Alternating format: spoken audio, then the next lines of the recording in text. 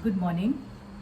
So, in the last video, we had completed Portia's speech, and then Nerissa, she had asked her to describe each of the suitor, and Portia had told her, "You name them, and I will describe them." So, Portia, she calls out Neapolitan prince name, and she asks her to describe his personality. So Shakespeare basically here he satirizes the English men and the men in the neighboring countries like Italy, France and Germany, and what kind of relationship they had. So it is basically satirizing the European people and the English people. Now Portia. That's a cold indeed, for he doth nothing but talks about his horse. So she compares Neapolitan prince to a colt, a horse, a stallion. She says he is flamboyant and he is as wild as a horse, inexperienced and immature. He profusely speaks about horses, and he makes it a great appropriation to his own good parts that he can shoe him himself. So according to him, shoeing a horse is a great skill, and he is accomplished in doing that. So he brags that he can shoe a horse well. So he is self-conceited and he is an obsessed man.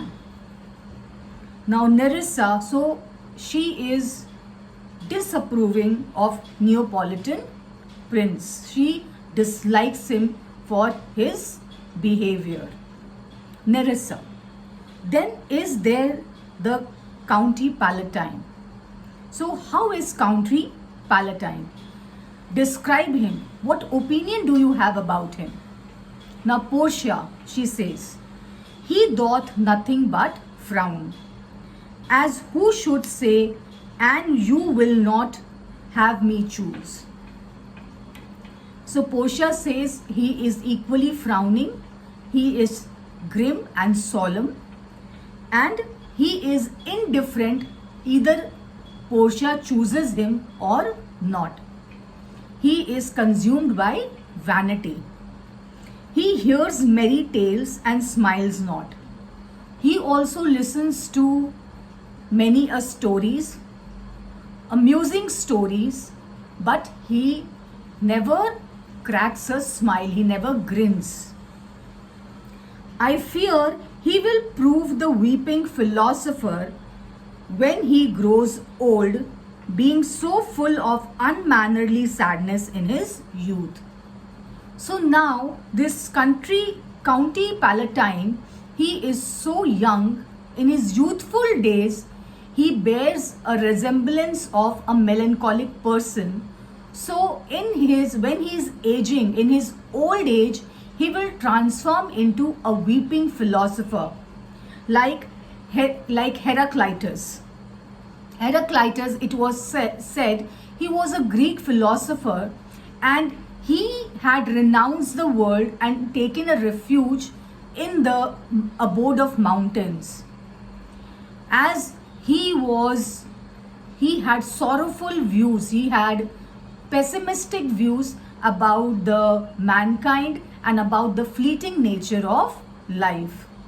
So Portia says this county, he is equivalent to, he has resemblance to Heraclitus, and no sooner he will, as he is so grim and so unhappy in his young days, in his youthful days, that he is going to transform into a weeping philosopher when he is aging. So she very dramatically, she says that I would rather like the company of a dead skull, okay, than be in the company of these two men. So she is rejecting them completely. She is dismissing these two men completely for their unpleasantness. Now, Nerissa, how say you by the French lord, Monsieur Le Bon? So, Nerissa is equally enjoying, and so she's now she's asking, what do you think about the French lord? Portia, she is sharply criticizing him also. She says, God made him and therefore let him pass for a man. So, as God created him, nobody can find folly in a man because God has created him. In truth, I know it is a sin to be a mocker. She continues, she further says that I know that criticizing somebody, mocking somebody, it is a heinous crime, it is a hideous crime. But why he hath a horse better than the Neapolitan. So he has a horse which is of a better breed than the Neapolitan prince. A better bad habit of frowning than the Count Palatine's. So he can frown better. He is more melancholic. He is consumed by more pensiveness than the Count Palatine. He is every man in no man. So he has many traits of characters. Okay, he is an assimilation of many traits of characters. He is jack of all trade and masters of none. If a throstle sing, he falls straight a capering. So if a thrush is singing, if a bird is serenading, then this man, he is so excited, he is so vivacious that he will also jump or he will start gamboling. He will start dancing, leaping and enjoying. He falls straight a capering. He starts dancing. He will fence with his own shadow. So if nobody is there to fight with him to have a sword fight, he will dwell with his own shadows. So he is so unpredictable. If I should marry him, I should marry 20 husbands. So if I marry the French lord, it is like tying a nuptial bond with 20 husbands because he is so versatile, because he is so multifaceted. If he would despise me, I would forgive him.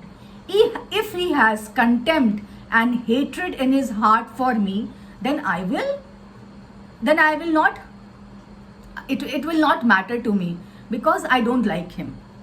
For if he loves me to madness, I shall never requite him. So she says that if he shows profound overtures toward me, gestures toward me, then he will meet with a cold reception. Okay, I will not reciprocate to his love because she finds him very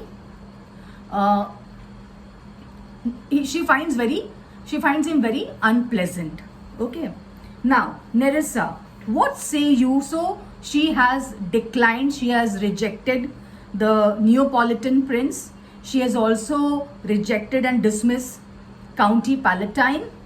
She has also dismissed the French lord, and now let us see, she speaks about Falconbridge, the young Baron of England. What she says about the Baron of England. So I say nothing to him, for he understands not me, nor I him. He hath neither Latin, French, nor Italian, and you will come into the court and swear that I have a poor pennyworth in the English. So Portia is saying that there is communication is not possible between me and the Baron of England. Why? Because there is a language barrier. Okay, he doesn't know Latin, he doesn't know French, and he is also uneducated about Italian. He doesn't know all these languages, and he doesn't know English also. So I have poor English, Okay, and he cannot understand that English also. He is a proper man's picture. So his looks are appealing, his disposition, his demeanor is very appealing. But alas, who can converse with a dumb show? So he's speechless. Okay, he communicates through gestures. So how can you talk to him? Okay, how oddly he is suited. So his apparel, he's clad in a very his wardrobe is malfunctioned basically.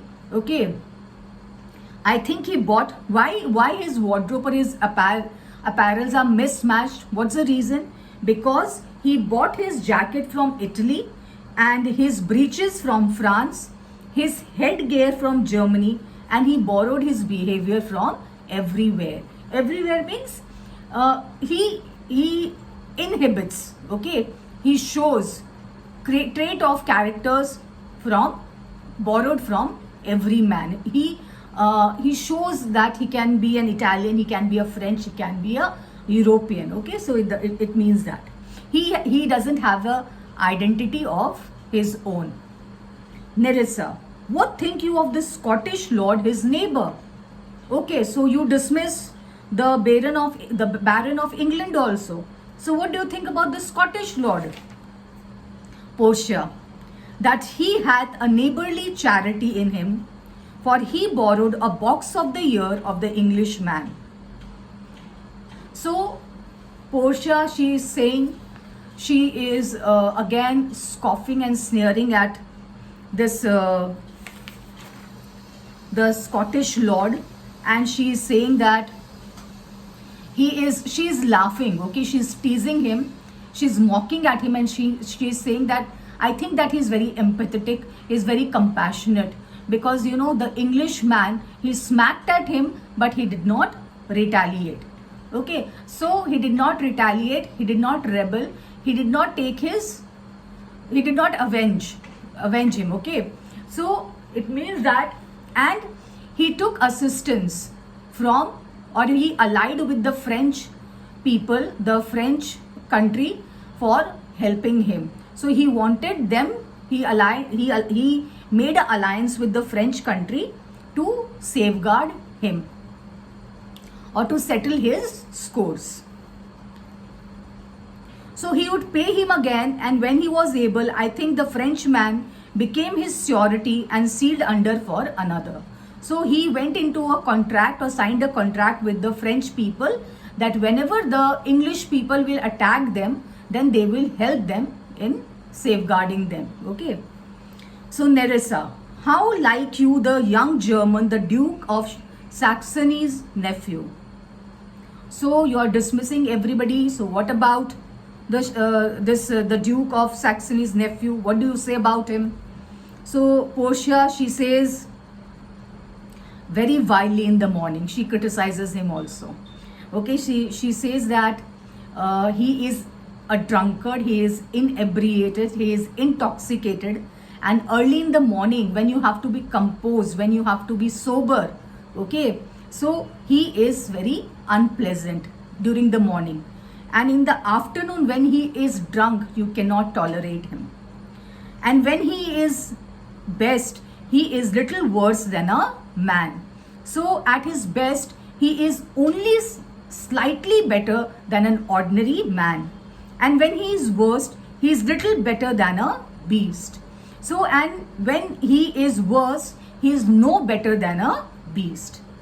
And the worst fall that ever fell, I hope I shall make shift to go without him.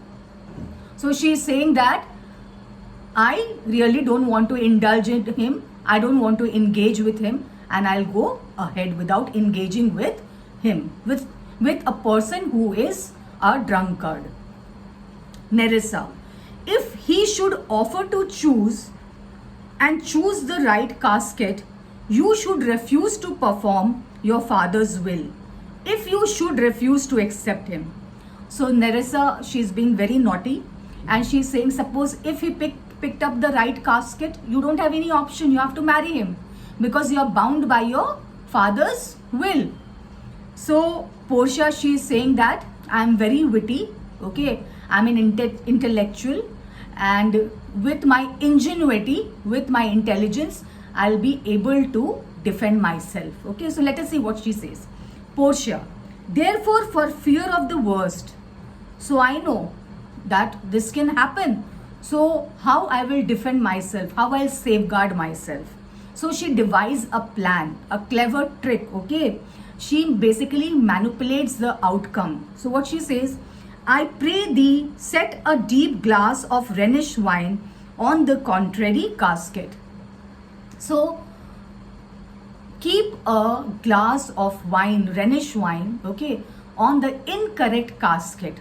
The casket which holds a devil's image. So keep there a glass of wine.